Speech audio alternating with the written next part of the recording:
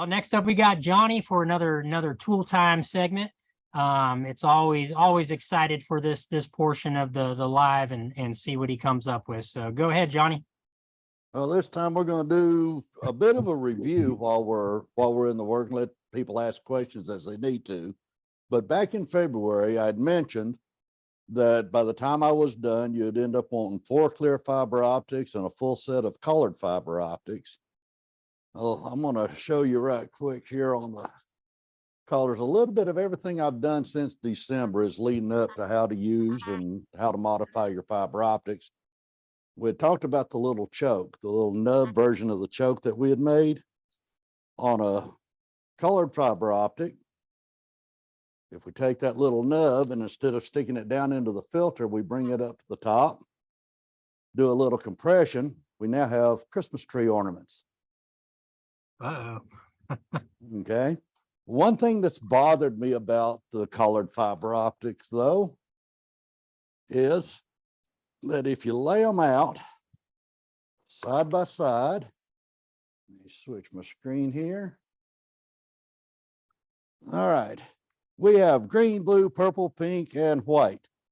Well, LPB is red, orange, yellow, green, purple, pink, blue, and white. So what I'm going to teach you how to do today is how to complete the set. Okay? Real simple. El Sharpo. Now that's if you're going to make a permanent set, and I do like my permanents. What I like about the painted set, let me switch my view back here. Actually, I need to pin myself or I can't see my reference. Hate that. All right. I got you, Johnny. I forgot your pin now.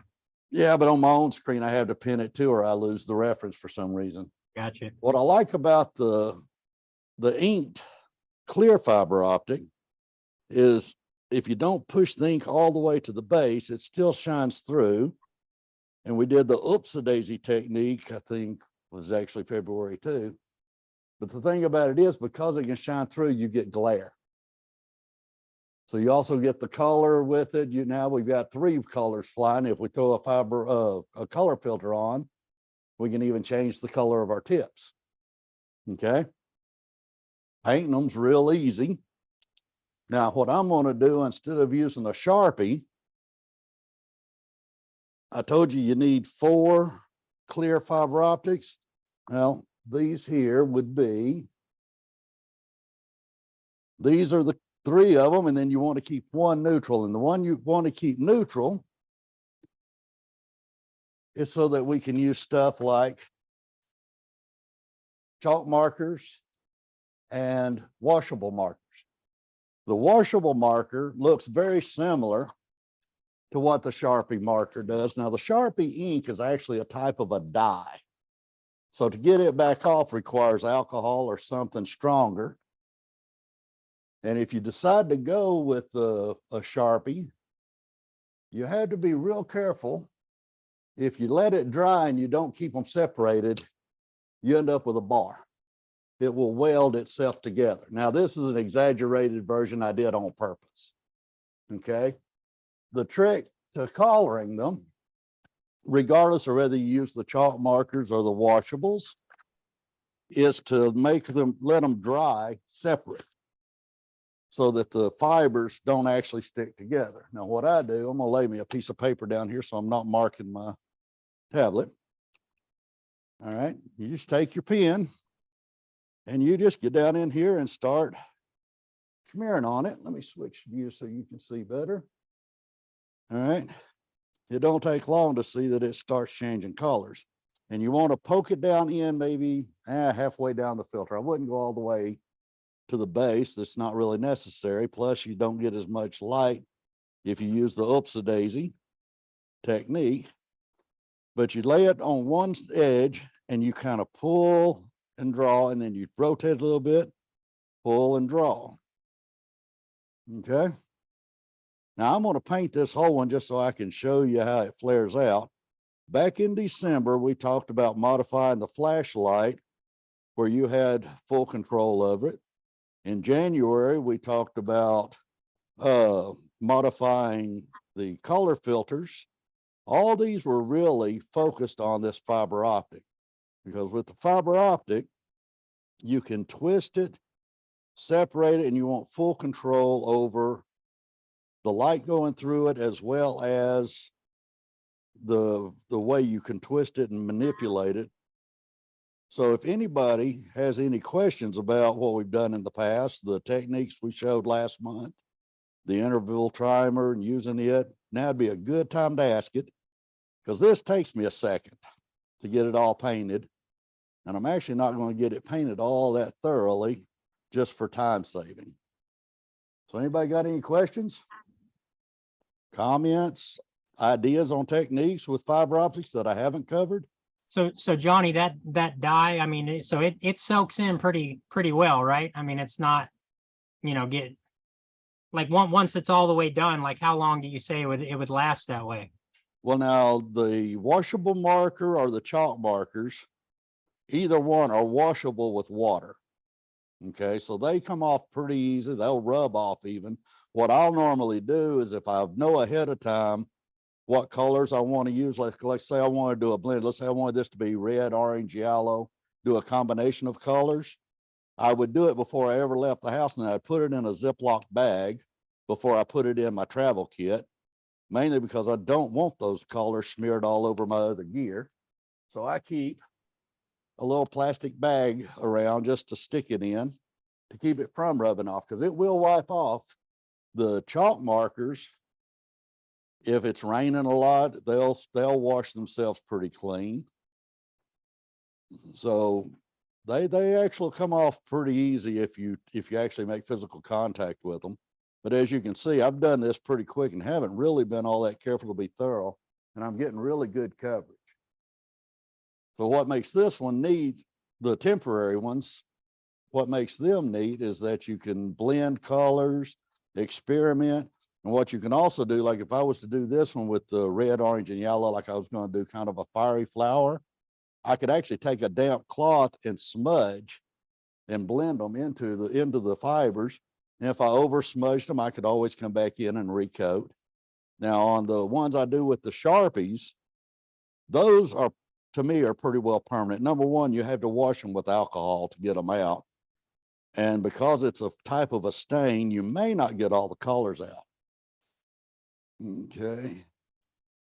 But what you want to make sure you do is, as I'm going up this way, I'm dragging the fibers, which is separating the ones below it, because I don't want them to dry and stick together. Because if they stick together, then you have a lot of, they become real stiff. And if you've ever worked with a paintbrush, reused a paintbrush and didn't get it all the way clean, you kind of know what I'm talking about, where they clump together. So what I'll do, even once I get them all the way done, let's just say I've got this done for time's sake. You can see the color is very close to my Sharpie complete one. Just a little more thorough. The more thorough you get, of course, the richer the color is going to be. But what I do is I keep a comb. If you notice on this comb, the tines are a little bit colored. That's because I'll take it, even once I get it painted, and I'll brush it to separate the fibers. Now, another thing that I'll do is I'll take the universal connector,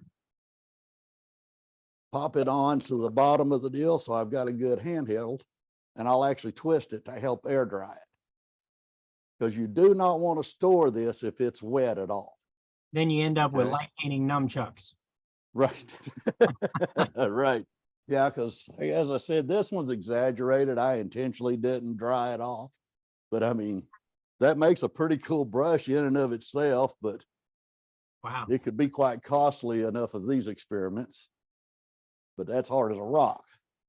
But see, now this one, even leaving the tips white, I've still got a lot of yellow, a lot of color. It really gives you a serious variant.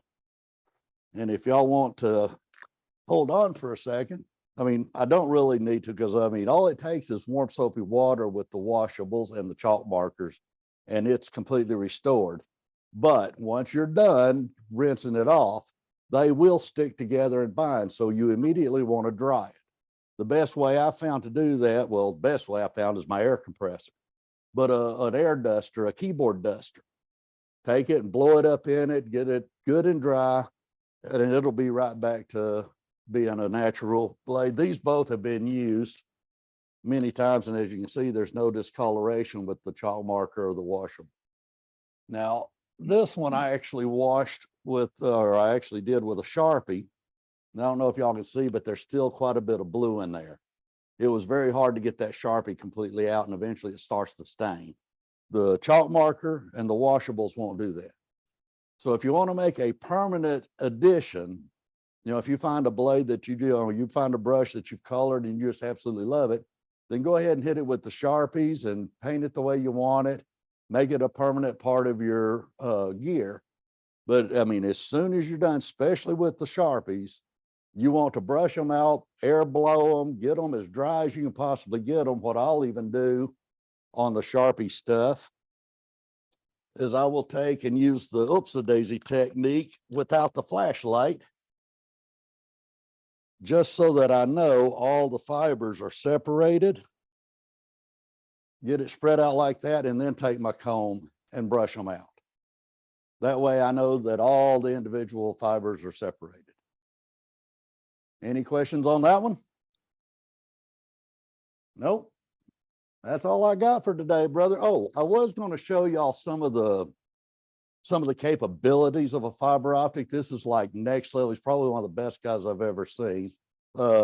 Jason, you have Warren's images, yes? Yeah, yeah, I sure do. Okay, go ahead and unpin me and show that to the folks. If they've never seen Warren Tang, I mean, he's like, wow. Man, after this episode, I'm scared too. Nothing has been working for me. Well, if you can't, I can. If it don't show up, I'll try it. I've got them in my monitor. All right, can you see that? No, go ahead and pull back off of it, and I'll just go through mine. Gotcha. Yeah, I'm sorry, man. That's all right. You'll probably have to repin because I'm not actually screen sharing, I'm overlaying.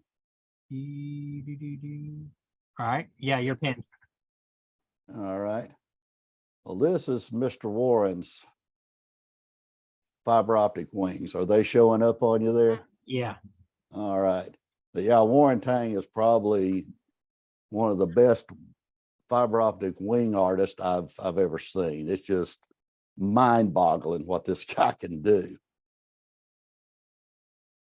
Yeah, that right. I mean, look at that. Unbelievable. I mean, daggum. But and you said he does have a video too. He does have a how he creates his wing. Yeah, we can put a link to it on the upload. Gotcha. Yeah. It's not a very long video, and I'll just send y'all the link to it, and then when we upload the video, it'll be there for people to view. But that's it for me, my brother. That sounds good. If somebody's got some questions, you know, like I said, any questions? We're not going to be doing a tool segment next month. So, well, yeah. So Johnny was hitting on that. We're actually going to be getting together next month in May, but we're going to try to do something in May, something special for the next May edition. So it's still kind of up in the air right now, but we'll definitely come up with something. All right. So shout outs. Qing, this is so cool. He just started doing this. Hold on, let me get you back here. It threw me off there. But he just started doing this technique, and I just thought it was so cool. It looks like kind of like a jellyfish effect, but he's been sharing some images. So keep up the good work there. Paula, love the setup images that you guys have been sharing and the rotations. Still seeing tons of rotations, and I love it.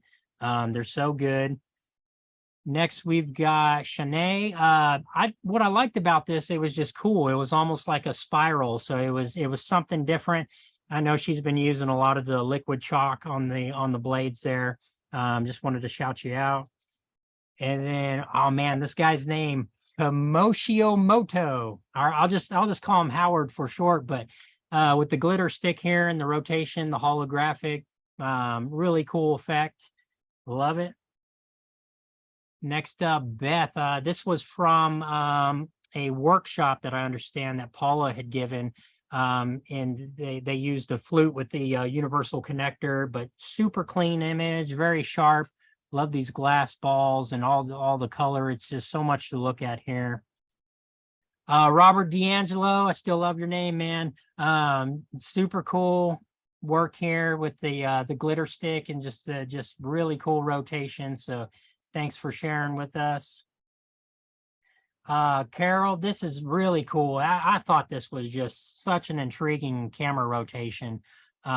Just the symmetry here is just spot on.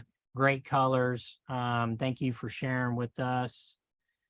And again, Kashimoto, just love this technique. I know Terrence and you have been talking a lot and just shooting each other back with different ideas. And this tool holder that you guys, shared was just so cool. And just to see the modifications that you guys have done to it. So keep up all the great work and keep sharing with us, and just great stuff. Peter, just love the loops here and just the pattern, just really cool work. Galena, again, just cool fiber work. Just love the image that you had shared. So, and again, I just want to hit on it. Thank you so much for being on the show this evening. Really appreciate you having you here. Terrence, man, to see this guy's transformation from where he first started to where he's at now, and just to take an idea and just pursue it and just keep at it to get to this point. Hats off, man. Really cool what you got going on here. This is a great rotation. Roy, this you've shared several images from here. Just a cool location.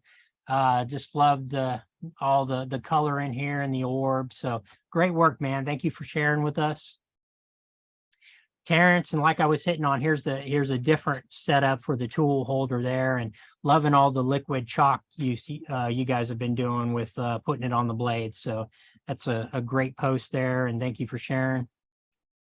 Debbie, super cool again. I just like the glass balls there and that glitter stick in the background there. Super cool color. Andrew, great work, man. That's a great orb. Man, that steel wool is just crazy looking there, and with the dock, and it's great stuff.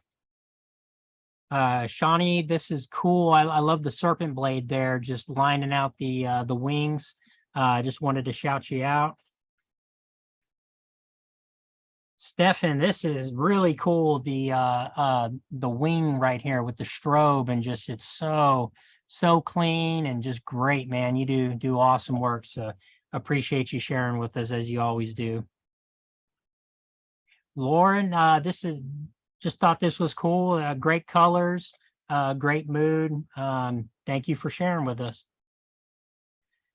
And Ryan, man, this guy's work is just phenomenal. Just the things that he does, and there's just so much going on here that I could just stare at. And the first thing that stands out, I here in the middle, it almost appears as this like being just there. I don't know if anybody else can see that, but it's really cool. So keep up the good work, man, and thanks for being on the show with us this evening. Jeff, great orb here. Love the orb and the effect and the reflection on the ground. Just wanted to shout you out. And Dimitri, man, cool rotation. Just love it. That serpent blade. You just do tremendous work with that serpent blade. It's always a pleasure seeing your work and what you have to share with us.